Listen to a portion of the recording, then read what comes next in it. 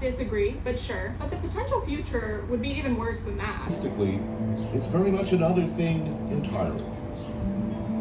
There's a lot of history, much of it. I have to get right to the pressing matter of the day. Apologizing, okay? Don't get me wrong, my last name is...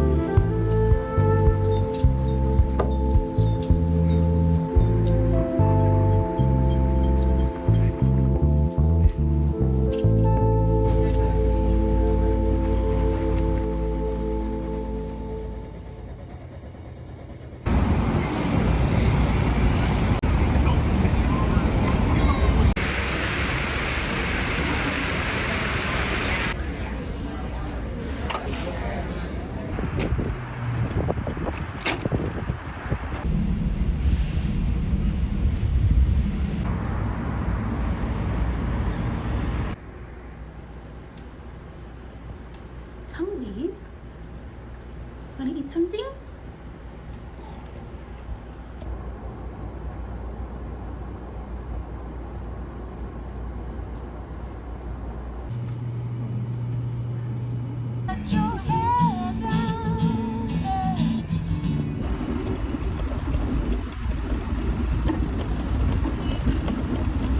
So I need to plan out my summer reading for the library summer reading bingo, and I thought it would be fun to plan out together. So that's what we're gonna do. There's two challenges. There's the classic challenge, which has a mix of book prompts as well as just like fun activities like listen to a new song or go to a library program. There's also the read more challenge, which is just a full bingo card of book prompts. So total 24 books to be read June 1st through August 31st.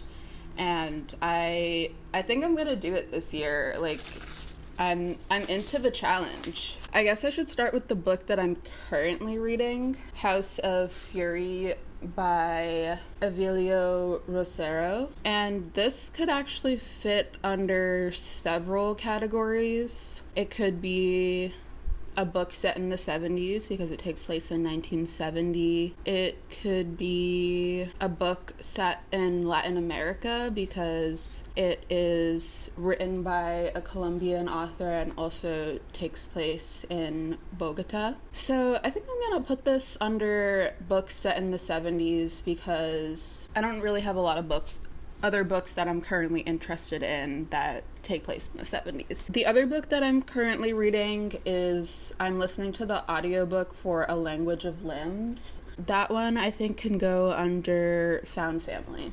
First off, a book that I'm super interested in because my good friend MK mentioned it in one of her TikToks and spoke very highly of it, and that is Reservoir Bitches by Dalia de la Cerda.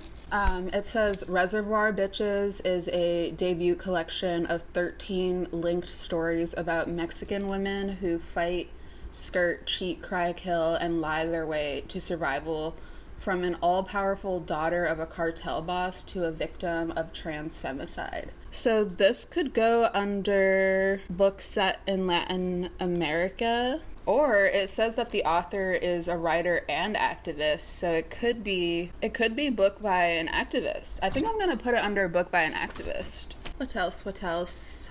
Ooh, I have this book saved. This is Ceremony by Leslie Marmon Silko.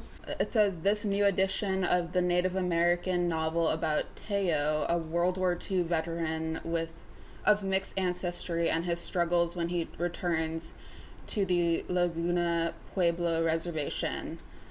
Scarred by his experience as a prisoner of the Japanese and further wounded by the rejection he encounters from his people, he regains peace by immersing himself in the Indian past. And this can go under First Nations author. I have a couple books on hold. Let's see if I can fit them in here. I have A Sharp Endless Need by Marissa Crane. It says, star point guard Mac Morris's senior year of high school begins with twin cataclysms, the death of her father and the arrival of a transfer student, Liv Cooper. So yeah, I think this is like a coming of age novel about two girls and they both have a love of basketball. The author uses they, them pronouns. So could they be trans or non-binary?